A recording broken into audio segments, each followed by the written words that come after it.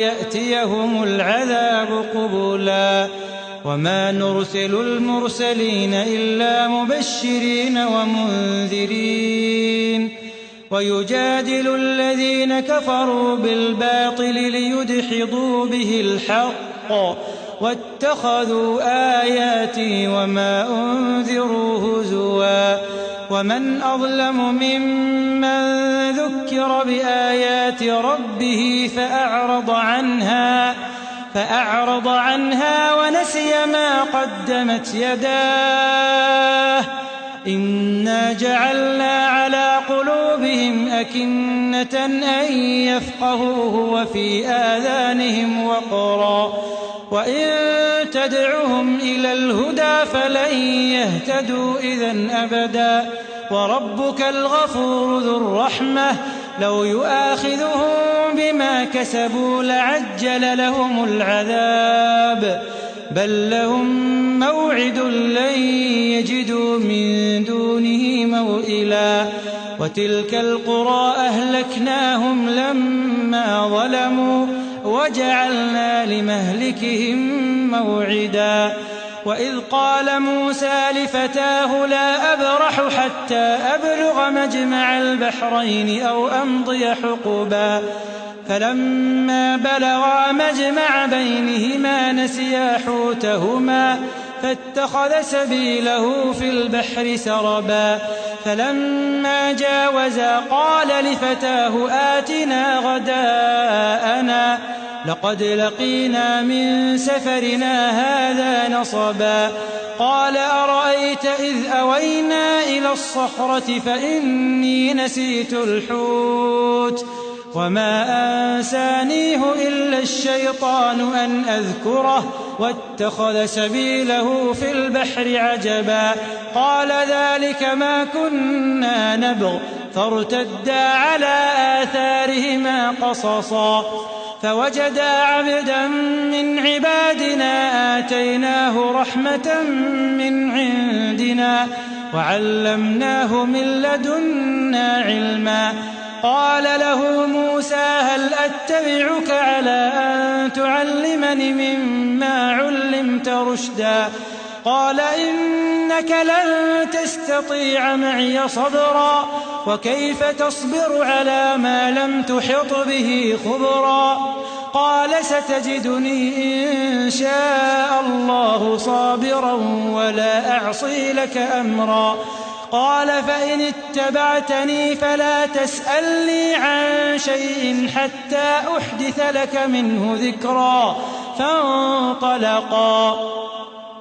حتى إذا ركبا في السفينة خرقها قال أخرقتها لتغرق أهلها لقد جئت شيئا إمرا قال ألم أقل إنك لن تستطيع معي صبرا قال لا تؤاخذني بما نسيت ولا ترهقني من أمري عسرا فانطلقا حتى إذا لقيا غلاما فقتله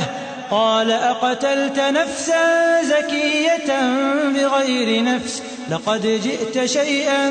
نكرا قال ألم أقل لك إنك لن تستطيع معي صبرا قال إن سألتك عن شيء بعدها فلا تصاحبني قد بلغت من لدني عذرا فانطلقا حتى إذا أتيا أهل قرية استطعما أهلها فأبوا أن يضيفوهما فوجدا فيها جدارا يريد أن ينقض فأقامه قال لو شئت لاتخذت عليه أجرا قال هذا فراق بيني وبينك سأنبئك بتأويل ما لم تستطع عليه صبرا أما السفينة فكانت لمساكين يعملون في البحر فأردت أن أعيبها وكان وراءهم ملك يأخذ كل سفينة غصبا وأما الغلام فكان أبواه مؤمنين فخشينا أن يرهقهما طغيانا وكفرا فأردنا أن يبدلهما ربهما خيرا منه زكاة وأقرب رحما. وأما الجدار فكان لغلامين يتيمين في المدينة وكان تحته كنز لهما وكان أبوهما صالحا فأراد ربك أن يبلغا أشدهما ويستخرجا كنزهما رحمة من ربك وما فعلته عن أمري ذلك تأويل ما لم تسطع عليه صبرا. ويسألونك عن ذي القرنين قل سأتلو عليكم منه ذكرا إنا مكنا له في الأرض وآتيناه من كل شيء سببا فأتبع سببا حتى إذا بلغ مغرب الشمس وجدها تغرب في عين حمئة ووجد عندها قوما قلنا يا ذا القرنين إما أن تعذب وإما أن تتخذ فيهم حسنا قال أما من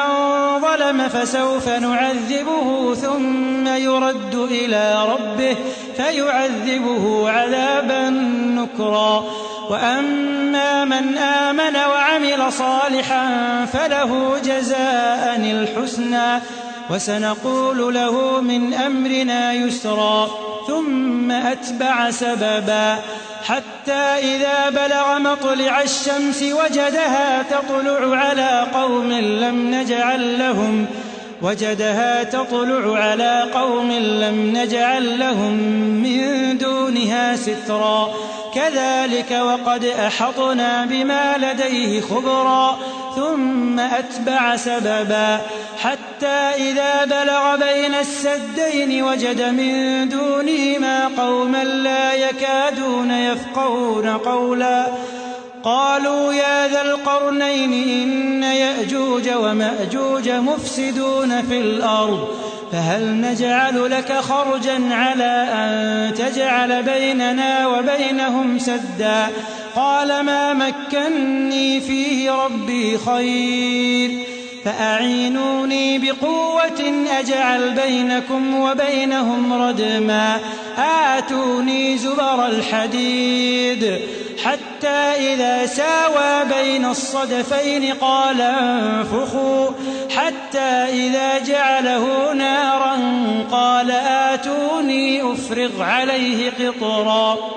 فما استطاعوا أن يظهروه وما استطاعوا له نقبا قال هذا رحمة من ربي فإذا جاء وعد ربي جعله دكا وكان وعد ربي حقا وتركنا بعضهم يومئذ يموج في بعض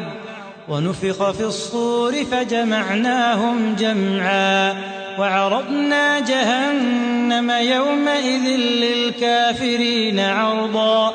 الذين كانت أعينهم في غطاء عن ذكري وكانوا لا يستطيعون سمعا